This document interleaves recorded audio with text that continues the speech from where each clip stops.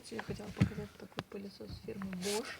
Он очень компактный. Вы можете посмотреть его размер. Он прям небольшого размера, очень юркий.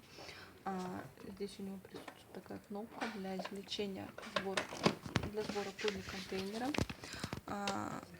Его можно мыть, промывать.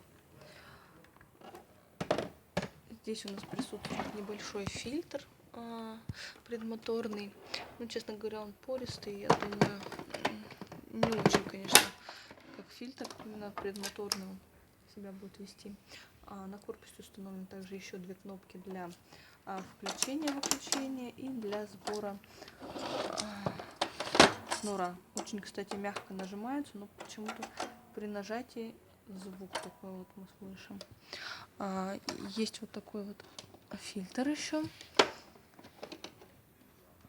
HEPA фильтр бумажный.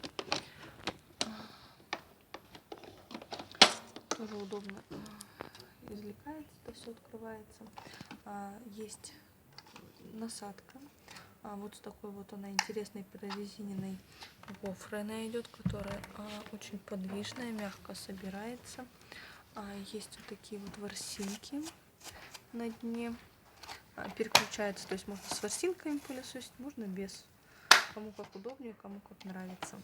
И телескопическая ручка, вот такая хромированная, металлическая, с зазубринами для лучшего удерживания трубки в рабочем состоянии.